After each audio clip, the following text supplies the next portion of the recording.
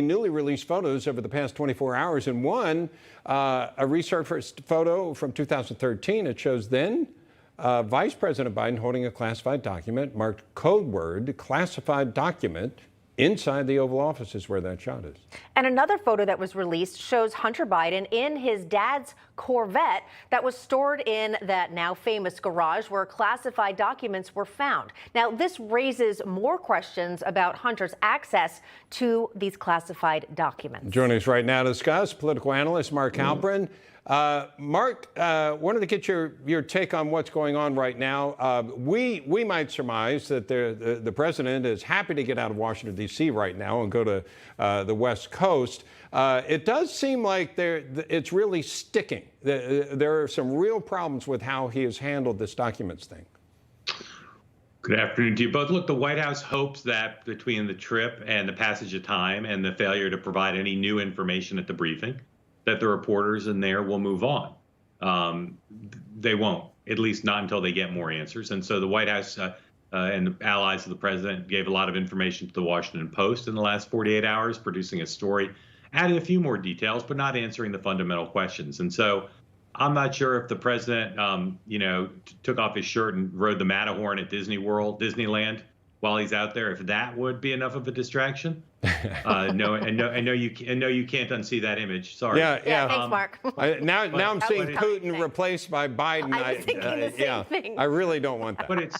But it's a long way to go. He's not going to create the distraction, and frankly, it's hard for any president, let alone one who doesn't typically generate much excitement in the media, to get attention in California because of the time difference and the East Coast bias. That's another bias the press has. So I don't suspect they'll be able to turn the page on this until they wear the press down or until they answer more questions. And neither of those is going to happen this week, I don't suspect. And Mark, speaking of the press, I'd like to get your reaction to this. A reporter asking about the president's now infamous 60 Minutes interview where he ripped President Trump for possessing classified material. I want to reference an interview that President Biden did in mid-September with 60 Minutes. And in that interview, he chided former President Trump for having in his possession classified documents. He called it irresponsible. First of all, do you think it was proper for President Biden to comment on an ongoing DOJ investigation? So I'm going to say this, and going to keep it really short today, as it relates to this particular issue, as it relates to an ongoing legal matter. I'm going to refer you to Department of Justice. I'm simply asking you to comment the person that you work for. I just commented. We're moving on. Go ahead. No, go ahead. I already answered your question. Go ahead. You really didn't. Well, I did. No, you didn't. Well, it's your opinion. It's your opinion. It's your opinion. That is your opinion. Go ahead. All right. And Mark, and so it goes. Your reaction to how the White House is handling this, specifically the White House press secretary, Karine Jean-Pierre, who, as Bob has pointed out, stays almost eerily and frustratingly on message. I already answered that question. Let's move on. Well played, Mark. Touché. Any White House press secretary during a controversy, scandal, whatever you want to call it, is going to be in trouble.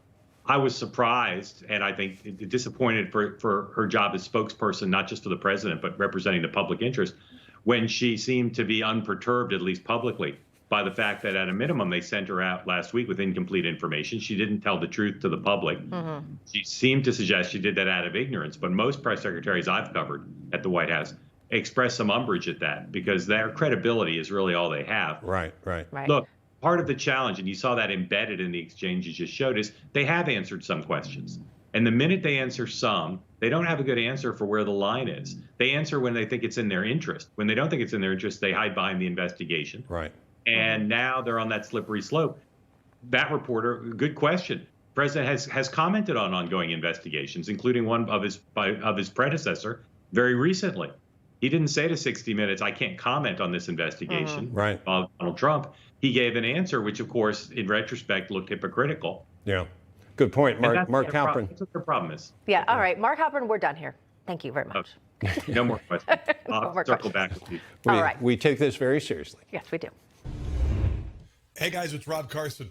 Your retirement funds are being threatened with even more losses from record inflation, recession, and skyrocketing interest rates. Fortunately, the highly trained specialists at American Hartford Gold can show you how to protect your savings and retirement accounts by diversifying your portfolio with physical gold and silver. If you call them right now as a special offer, they will give you a free gold coin on your first qualifying order, so don't wait. Call 866-935-4309. That's 866-935-4309, or text Newsmax to 65532. That's Newsmax to 65532.